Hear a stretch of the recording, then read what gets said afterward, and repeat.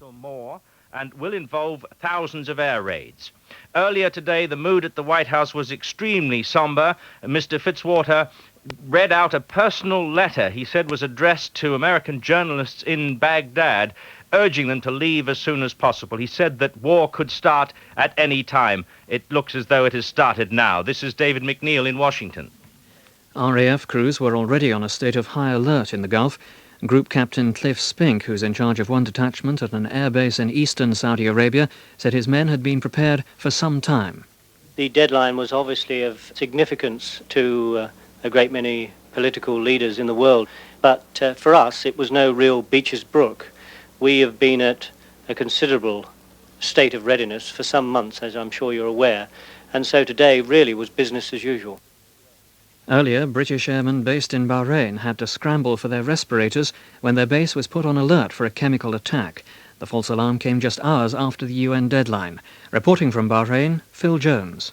The gas alert, passed by shouted word of mouth among the 1,500 personnel on the base, was sounded 2 hours and 20 minutes after the deadline of 8 a.m. local time. Respirators were hurriedly pulled on and the shouted alarm, "Gas, gas, gas," was given. The RAF troops, including the aircrew of the strike aircraft based here, ran for cover, and it was about 3 minutes before a false alarm was announced on the tannoy. The scare came shortly after the commanding officer of the detachment, Group Captain David Henderson, had gone on the public address system to tell his men and women to stay on the alert and be prepared to act quickly in the event of terrorist attack or preemptive strike by the Iraqis. That state of alert, he said, could last hours or days, depending on the situation. All the aircraft stayed on the ground as the deadline was passed, but Group Captain Henderson ordered training flights to continue later in the day. Although preparations for war have been stepped up over the last few days, he said things would remain as normal for the moment. Back now to the American network CNN. Reporter Peter Arnett is on the line from Baghdad. On the last broadcast before? The only equivalent was in Beirut in 1982 when the Israelis were bombing parts of West Beirut, that the targets were much smaller, it was much more predictable. We have no idea here the extent of what this U.S. multinational force raiding will be. We don't know how much of the city of Baghdad has been targeted. We can say now that nothing has landed very near the hotel. Oh, that sounded like a rocket. Even though there's lots of noise, but the rocket, I think, was going up and not coming at us, John. Peter, it's good to have you here, as I've said before. I'm going to check in with Atlanta now with CNN headquarters and see what they can tell us. John and Peter, we're going to the White House for just a minute. Presidential spokesman Marlin Fitzwater is about to address the nation and therefore the world. He's preparing now to appear at the White House press room, and we're there for him. And we'll be right back to you as soon as we can. You can see the reporters gathered, some prepared to go live. And Marlin Fitzwater is about to come in and make history with his announcement. We've already heard the reports from Baghdad. Here's Marlin Fitzwater. I have a statement by the President of the United States. The liberation of Kuwait has begun. In conjunction with the forces of our coalition partners, the United States has moved under the code name Operation Desert Storm to enforce the mandates of the United Nations Security Council. As of 7 o'clock p.m. Eastern Standard Time, Operation Desert Storm forces were engaging targets in Kuwait and Iraq. President Bush will address the nation at 9 o'clock p.m. tonight from the Oval Office. I'll try to get you more as soon as we can. Thank you very much.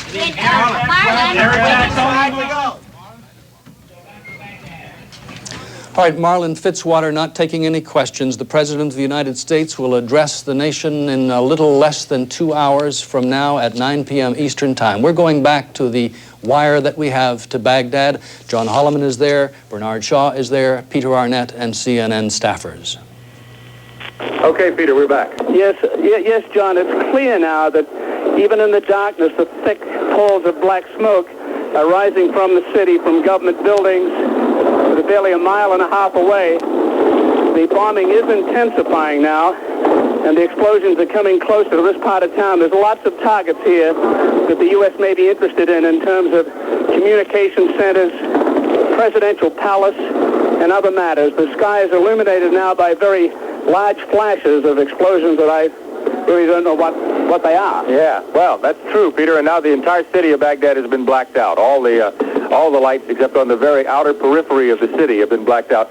Peter, why don't we see if we can make that light go out? If we have to smash it, let's do it. Let's get that light out. There's one light on in our room, which makes us more visible than we might like to be as we report. So that was a bomb that came down fairly near our hotel. We don't know how near, but you can feel it shaking the building a little bit as it came down. There's still more tracer fire. Yeah, all right. Peter says it's not a major problem, so I bow to his experience. The attack continues, of course. Peter Arnett and I were able to hear Marlon Fitzwater's statement announcing the beginning of the attack, and there's a very bright flash at a refinery building. It appeared that there were several explosions at once near a refinery. I'm going to guess this refinery is 5 or so miles away, but there's much activity on the ground there. Yeah, what we are seeing, John, is a series of explosions, probably 8 to 10 sharp white explosions that illuminated the towers. And obviously they're aimed at destroying that particular refinery, one of several around Baghdad, and seen as a strategic target by the multinational forces. They are continuing to bomb that particular structure, a very large refinery with gray towers that is illuminated now with frequent explosions as the bombs land. John? That's right, Peter. It's obvious that the people who are doing the attack here have a very tight method involved. I mean, we can tell that they know what they're doing by the way the attack is going on. We saw a series of attacks due west of the city from our vantage point, and now we're seeing a lot of activity in the area of this refinery. One thing after another, one bomb apparently coming down in the area of this refinery. It is not on fire. Oh, now there's something on fire. That was an explosion fairly near our location at near a mosque in downtown. We could sort of feel the report from that. Another refinery closer to our hotel, which is under attack. This one is in the close vicinity of the presidential palace here in Baghdad. The anti-aircraft guns near our hotel are now pointing their fire almost straight up. Peter? I think what is most interesting to me, John, is that these bombs seem right on target. During the Vietnam War, there was a major problem with bombing targets in North Vietnam. Many bridges survived for years. Tonight, every bomb we've seen land seems to have hit something. They hit the refinery directly. They hit a communications tower directly. They have these laser-directed, the guided bomb systems now, which are certainly proving very effective here tonight, or they seem to be proving effective here tonight. That's right. If our colleagues in Atlanta could find some photographs from Iraqi television in years past of the major military day parade, the major parade ground where they do military parades, is directly in front of us now, and some of the bombing has occurred fairly near that location.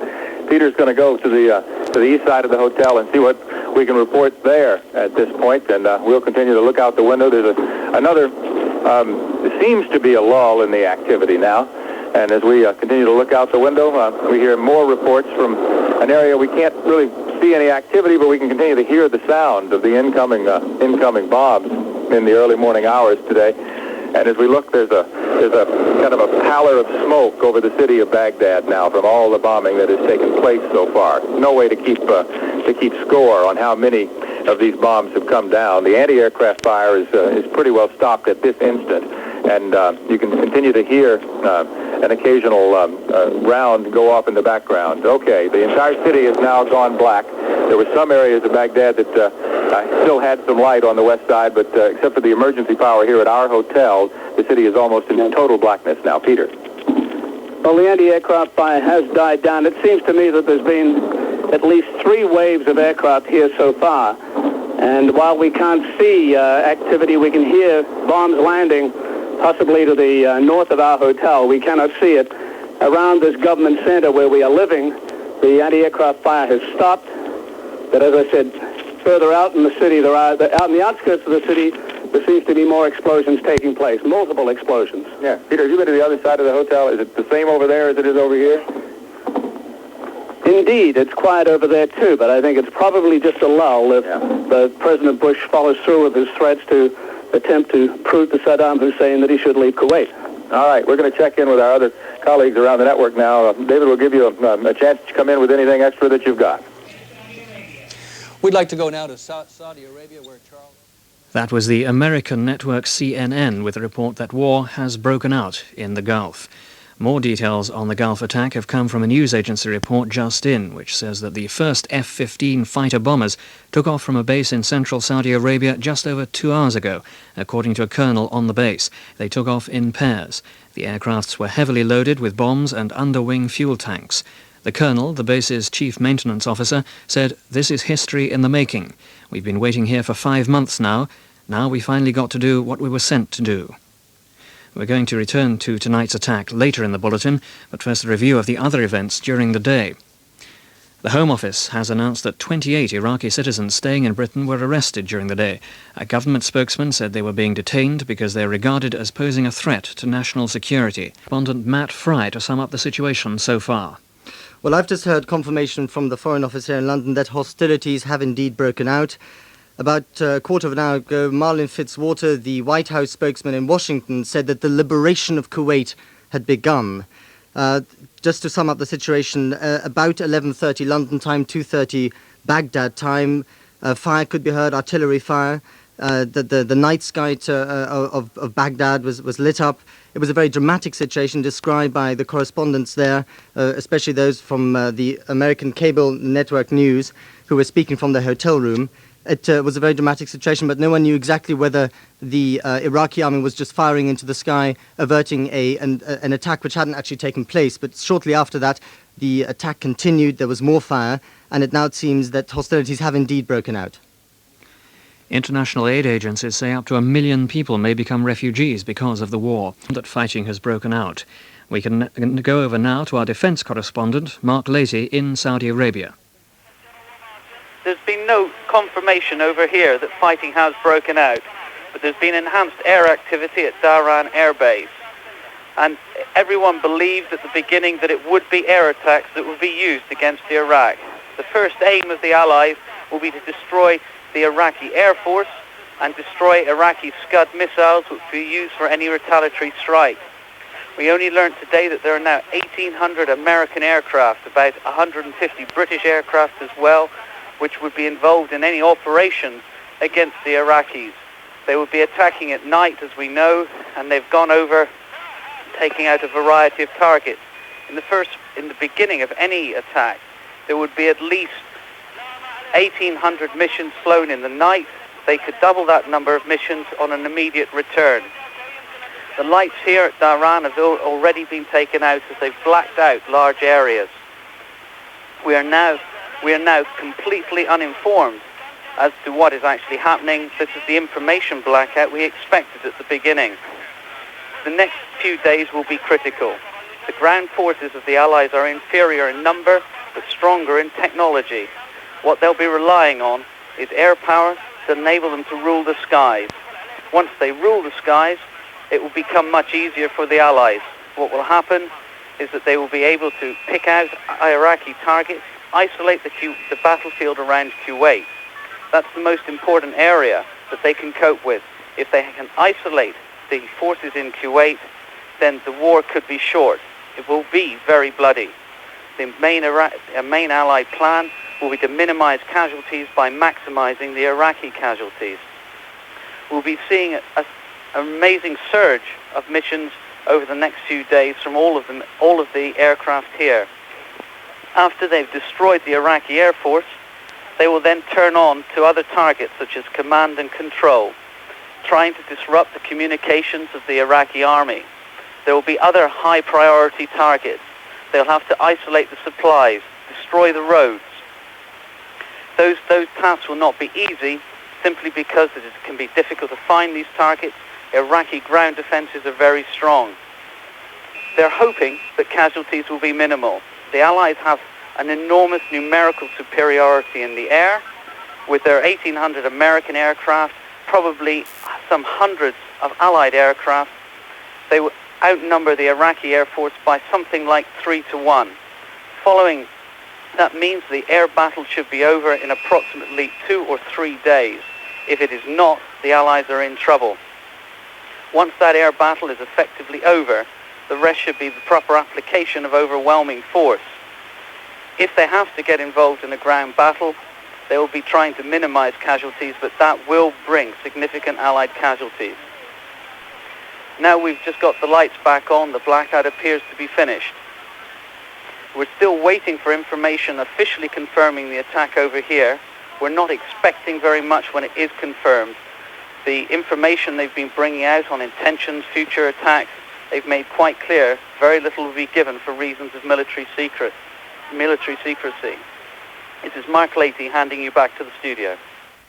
And now we go back to the American network CNN and their reporters live in Baghdad. What may be the sound of bombs coming down, but there are no very noticeable explosions at our position. We're not being rocked and rolled by anything here by any means at the present time. Yeah, Bernie? John, it occurs to me that this attack is going to just shake the psyches of the Baghdadis here.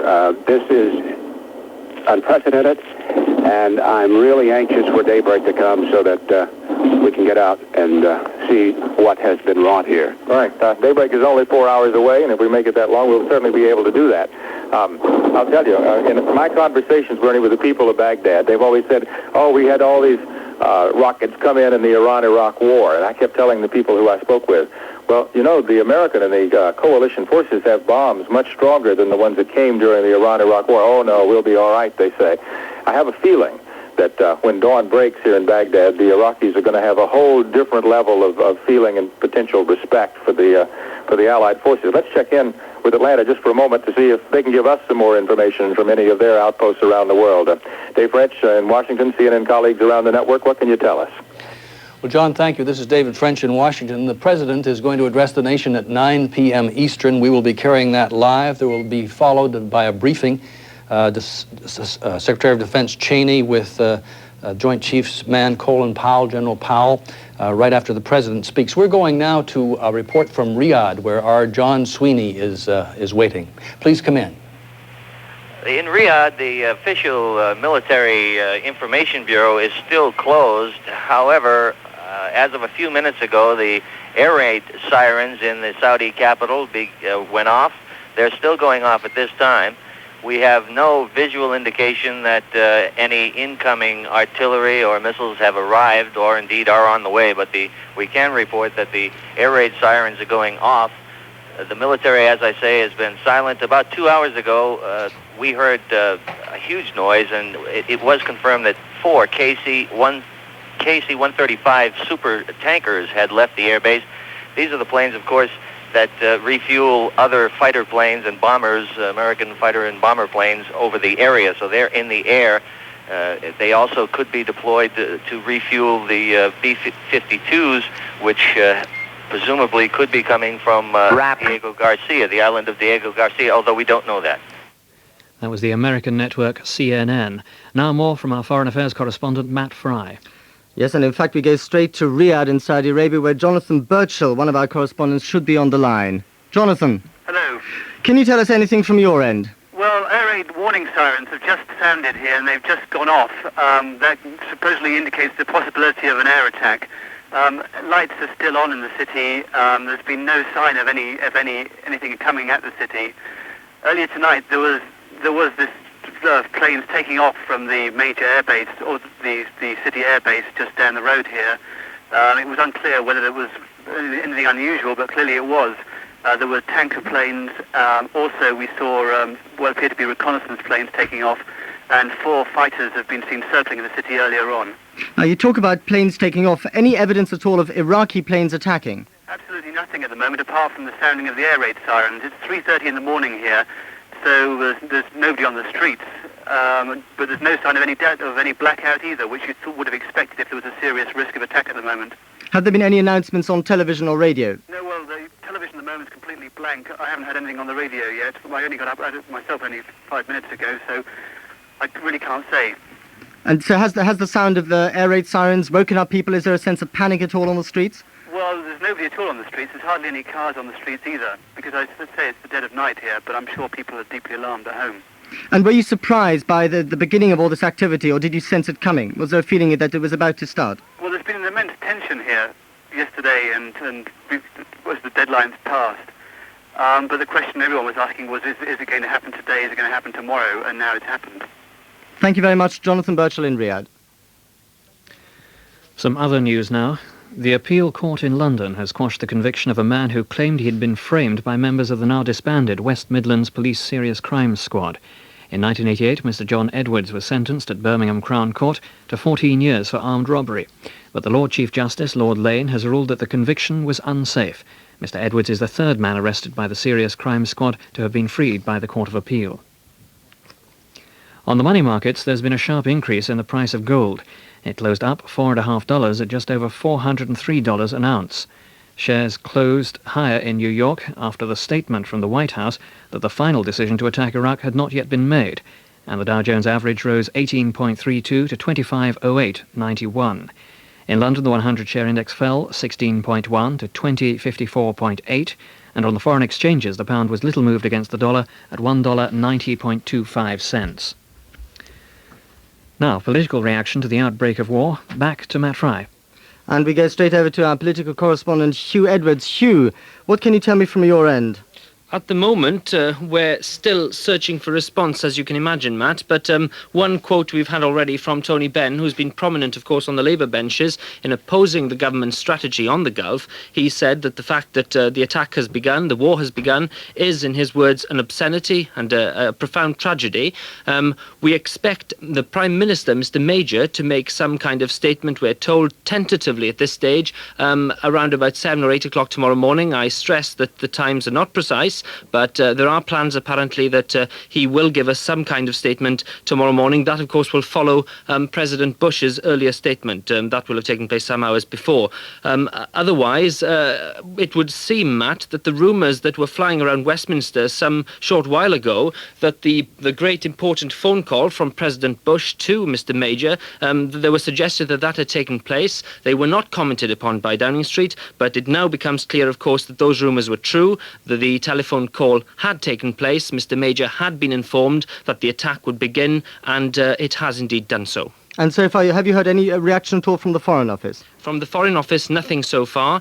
Downing Street is telling us that we will talk to them a little while later on. I am indeed being given some more reaction as we talk, Matt, from Paddy Ashdown, the Liberal Democrats leader.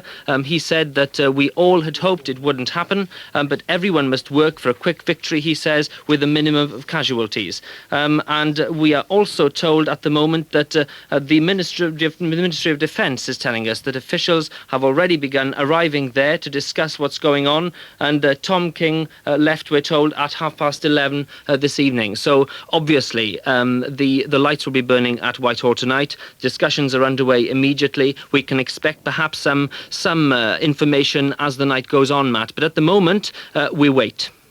Now I hand back to Simon Vance for a summary of events so far. American-led forces have launched an air attack on the Iraqi capital Baghdad, and the United States says they're also engaging targets in Kuwait. A short time ago, the White House spokesman in Washington said the liberation of Kuwait had begun. He said the United States and its allies had begun Operation Desert Storm to enforce the United Nations resolutions on Kuwait. He added that President Bush would address the nation shortly at 2 o'clock our time. Correspondents in Baghdad said the night sky was suddenly lit up with anti-aircraft fire. A few minutes later, the correspondents reported that bombs had started falling. Air raid sirens sounded, and large parts of the city were blacked out. The latest reports say bombs are falling every few minutes. Targets appeared to include a telecommunications tower and an oil refinery, and bombs also fell near the airport. In the Saudi Arabian capital, Riyadh, air raid sirens have been sounding. Intense air activity is being heard overhead, and correspondents have been told to stay indoors and prepare for a possible attack. A Defence Ministry spokesman was unable to say whether any British aircraft were involved in the air raid. Asked if the Allied strike involved any movement of ground troops, he said, "Not that I'm aware of." Now back to CNN in Baghdad. We are reporting on the 4th or 5th wave of bombing runs and the reaction on the ground of Iraqi anti-aircraft guns.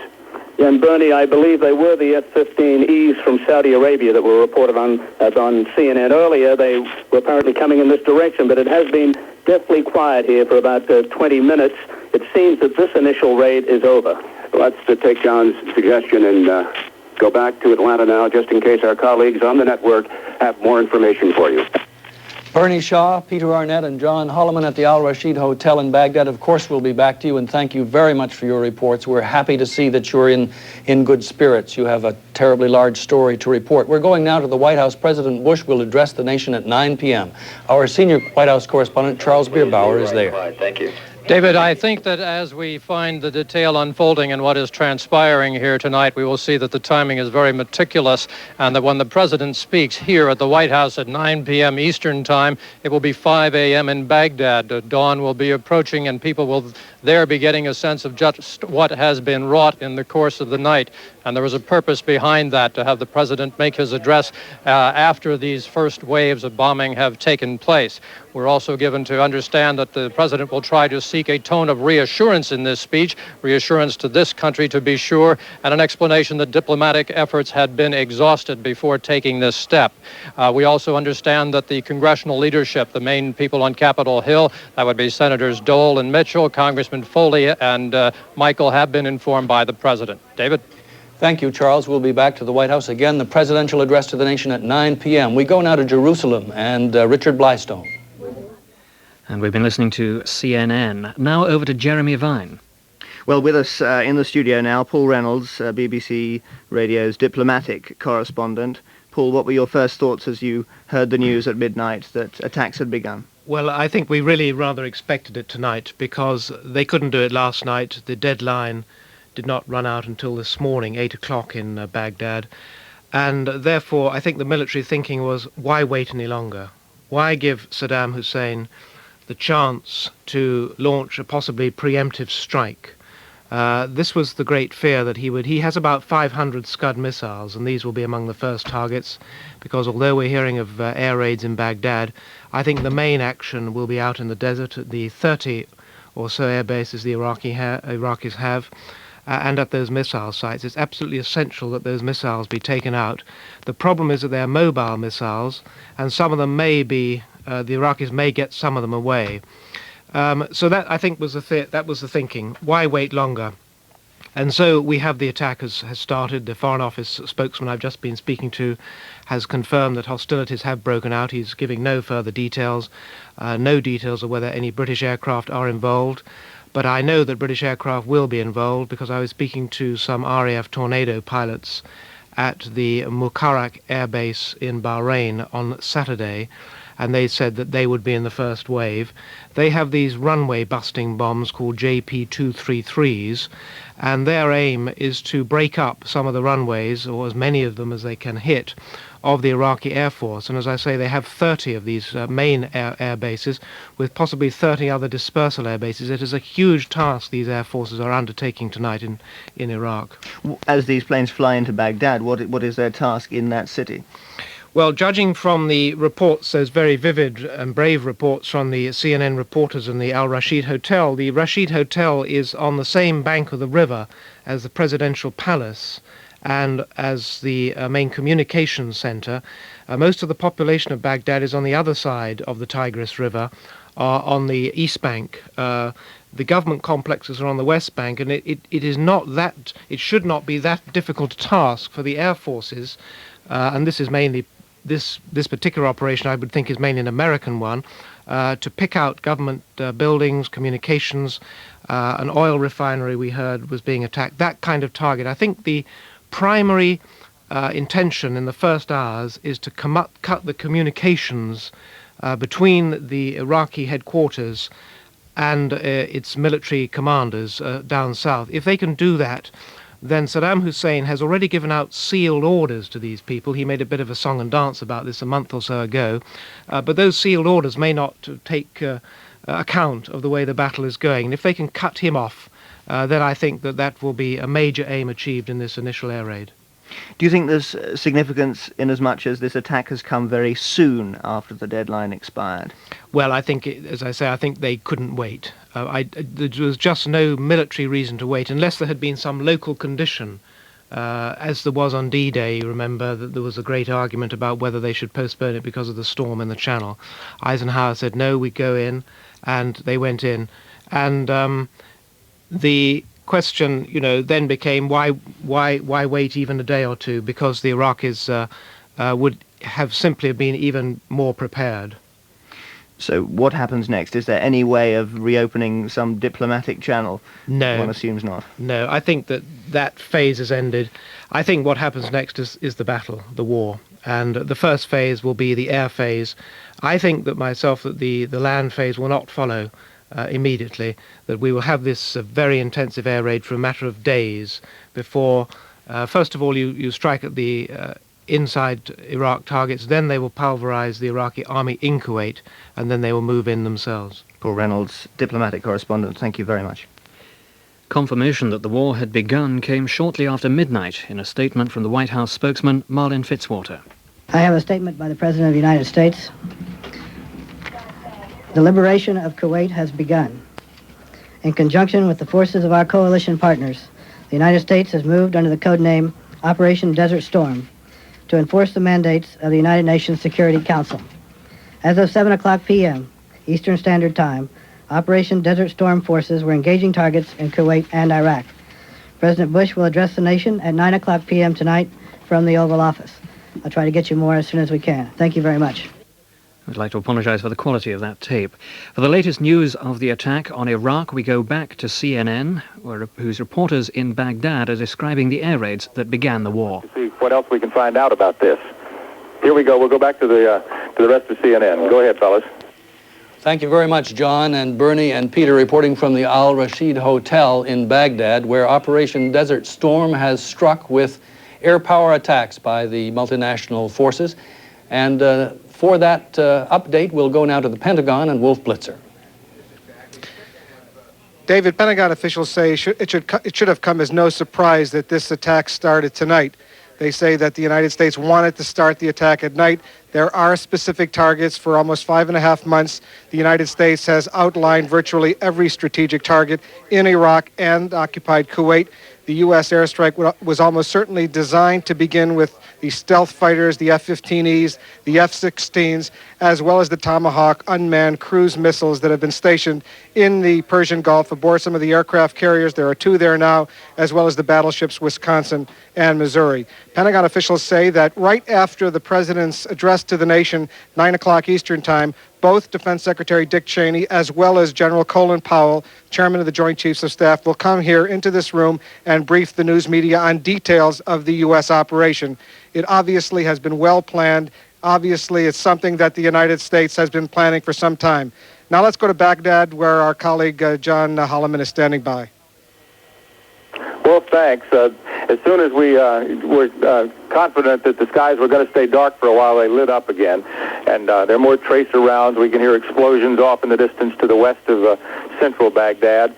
And we don't know how far to the west, but I can put the microphone out the window and maybe you'll get to hear some of the sounds of these explosions just for a moment, or at least the anti-aircraft fire that is going with them. It's like a rumble, almost like an earthquake sort of a sound, or a giant diesel engine revving up off to the west of our position. The sky is filled with tracers. Bernie Shaw. Go ahead, Bernie. Well, hold on. Let's let our viewers hear what's happening. Yeah, okay. We're going to let you listen to the anti-aircraft fire and the sound of these bombs falling here in Baghdad.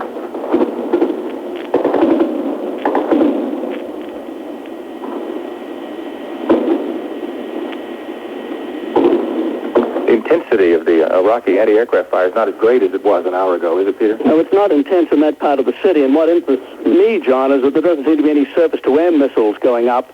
Now, whether these were knocked out in early strikes, I don't know, but the Iraqis do have several hundred SAMs that are capable of knocking down any aircraft up there. Bernie? And, Peter, the Iraqis could be holding their SAMs in abeyance. Yeah, that's a possibility. We had heard from a briefing that we got some months ago that there were 2 surface-to-air missile sites in the area, and it's one of those things that the Defense Department officials are probably not wanting us to talk about. But the government of Iraq is certainly doing what it can here to fight back. Well, not only the Defense Department, I don't know if the Defense Department cares, but the government of Iraq probably is concerned about us talking about information. I want to point out that anything we've gleaned basically is from U.S. news media and experts, and we found nothing here that we haven't been allowed, in fact, to see much here. Certainly. We are confined to the hotel. We can give this report tonight because we're on the 9th floor of the Al Rashid Hotel, which has a commanding view of this very flat city to the north, south, east, and west. and for about the last 2 hours in the north, south, east, and west, there's the last hour to the north, south, east, and west, there has been enormous activity, and now we hear planes actually going overhead. Yeah, well, I'll see if I can see anything. All right, there's a plane nearby. Bernie, you can see something? Right, it's broken out on either side of us here at the hotel, and I'm just going to be quiet and let you listen.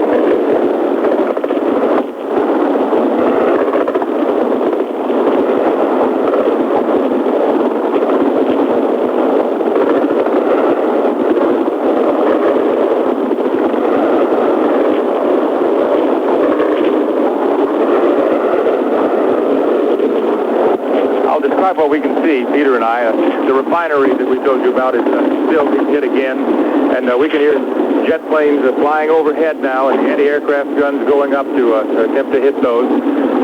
And we can see some bright orange flashes off in the distance here on the horizon in Baghdad. And again, the sky is filled with tracers from the anti-aircraft weapons as they go up. Yes, John, this is the heaviest raid so far, so close in. Maybe the outskirts have been pounded this way, but certainly several planes came right over the hotel and hit targets within 1.5 miles of us. Bernie, what do you see on the other side of the hotel? I've just come from checking out the other side of the hotel, and it's equally intense on the other side. And clearly, this is the most intense exchange we've had so far, and that was really targeted. No kidding. The sounds of those jet planes from the United States directly overhead was a little bit unnerving for all of us, I'm sure. Peter, you've seen major military attacks in the past, and you're our history lesson here. In Vietnam, I'm sure it got much worse than this many times while you were there, didn't it? I don't think anything in Vietnam was momentous as this land, sea, and air armada that is assembled in Saudi Arabia and off the coast. I believe there's more aircraft, attack aircraft, than at any point in history, in the whole history of the world. And right now it seems that they're all coming at Baghdad, but of course they're not. We don't know about targets anywhere else in the Iraq or in Kuwait. We are limited here to looking out our window and trying to interpret the skies and the flashes in the skies. John? Right. Iraqi government officials have told us that they will set up a media center for us and give us information from the Iraqi government's point of view after the attack. I think we're pretty well convinced in at least the level of ministers in the government that there was going to be an attack sometime in the near future, but they didn't. I don't think the government people anticipated it would come this quickly. Well, John, this attack left as fast as it came. The planes have left the vicinity, and the anti-aircraft fire has stopped. So we're back to another lull here, and let me give you to Bernie Shaw. I just come back from the other side. I'm really wearing out trousers here, crawling on my knees and hands. But it occurred to me that, gentlemen, does it occur to you that it is not accidental that we are still reporting to the world? It may not be, Bernie. I'm sure the Iraqis could pull the plug on us. I'm sure the Americans could pull the plug on us, and it's useful, I hope, to our viewers around the world to be able to hear what we have to report. Well, my point is, this government wants word put out. This government has told us frequently, including the information minister last night, that he wanted the press to stay here. In fact, he expressed anger that some of the press had left. He said the international press says it covers human rights. It should be here to see what the United States, the multinational force, is going to do. Now, I don't see any government officials around here tonight to assist us, but they have said that we can work here, and up to now, this has to be unique. It has to be unique that we are continuing to cover this story, to talk to you, despite a series of major impact bombing raids. The voices of Tim Arnott, John Holliman and Bernard Shaw of Cable News Network, which operates out of Atlanta. They were broadcasting from the bombed city of Baghdad. On the line now is Tim Llewellyn, the BBC's Middle East correspondent. Tim, can you hear me? Yes, I can, yes. What's your view of it from Amman? It's interesting that the rumors were very widespread here in Amman, in Jordan, in the last 24 hours that the fighting would commence at about 2 a.m., and those rumors have proved to be true. So obviously there was some kind of efficient leak at some point, or otherwise people's guesswork was very intelligent.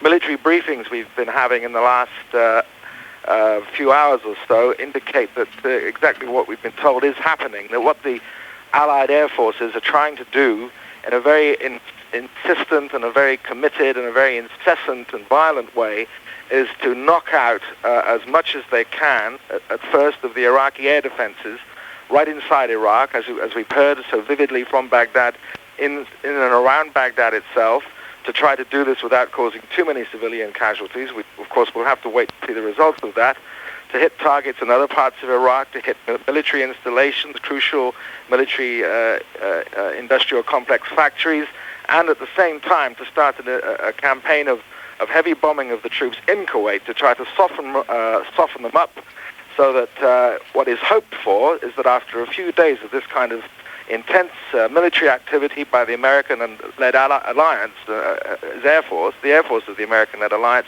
that the Iraqi army will somehow be induced to surrender or to retreat or in some way to rebel against Saddam Hussein. Again, that's speculation, but the briefings we've had indicate that this is what it is indeed happening.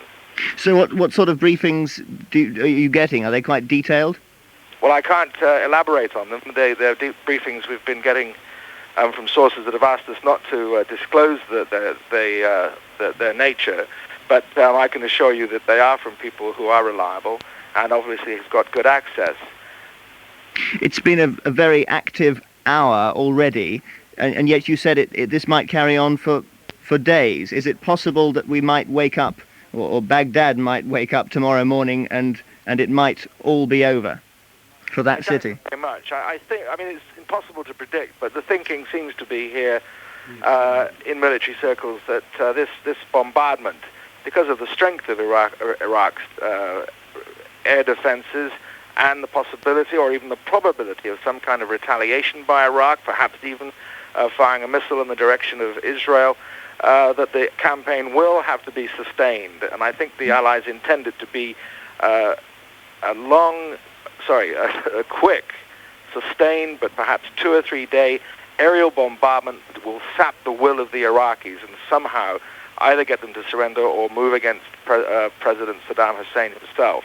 So I think it's going to go on for some days because in the end, if the Iraqi army is going to have to be shifted forcibly out of Kuwait, which it is, and the Allied troops are going to move in across the ground, they'll want to be absolutely certain that they have the freedom of the skies to back up any troops that go in on the ground and to make sure that as much of the Iraqi heavy defenses in and around Kuwait are deactivated, are knocked out by the time the chaps in the tanks roll across into Kuwait itself.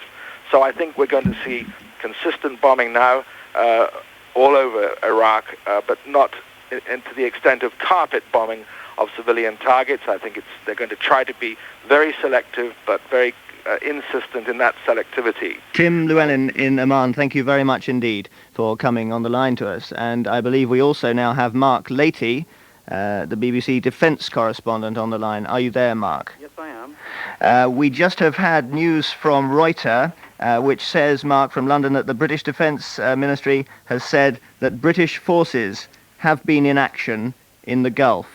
Had you heard that? No, there's a complete news blackout here, but given the fact that it's an air attack, then one assumes that it's British Tornado bombers and Jaguar offensive aircraft which have been used. We've known that right from the first moment the British aircraft would be involved. Indeed, they have a role out of proportion to their numbers because of the type of aircraft they are.